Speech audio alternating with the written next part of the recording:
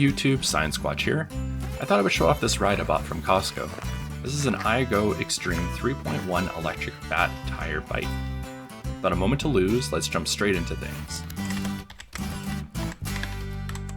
This bike features a 9-gear setting throttle for acceleration and pedal assisting, a 576 watt-hour battery pack, a 500 watt brushless motor, 2 4.5-inch fat tires, and hydraulic disc brakes.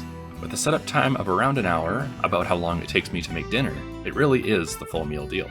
The majority of settings can be controlled through the Handlebar Display, including controlling throttle speed, seeing distance traveled, and the bike's current speed. The display also controls the front and rear bike lights. Through my experience with the display, it is quite user-friendly.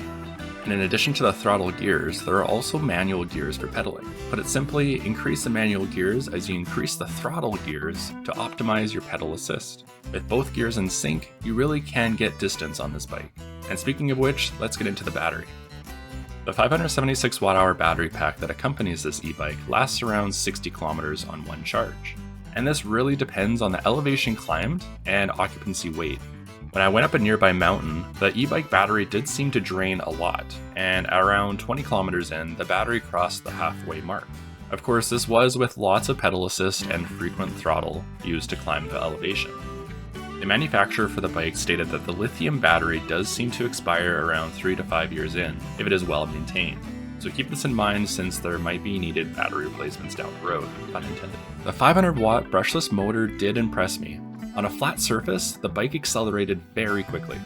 The torque is responsive and it does well on inclines, until it reaches around a 50-degree incline, and this is understandable. The electric bikes do struggle with power at high inclines. Climbing steep hills requires much more manual pedaling, and in some cases, because of its 60-pound weight, it needs to be pushed up a hill.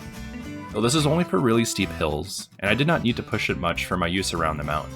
But if I needed to, there is also a walk assist mode on the Handlebar Display, which makes it easier to push. The tires are quite grippy, and this gives you options to either take it in the dirt or snow. Additionally, they are 4.5 inches wide, making snow feel like a sunny highway. The terrain that you put in front of this bike really doesn't matter because of the shock system and thick tires.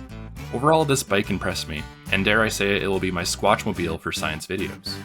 Check out my channel here where I post weekly content on science. And if you want to check out an outdoor video I had recently, check this out.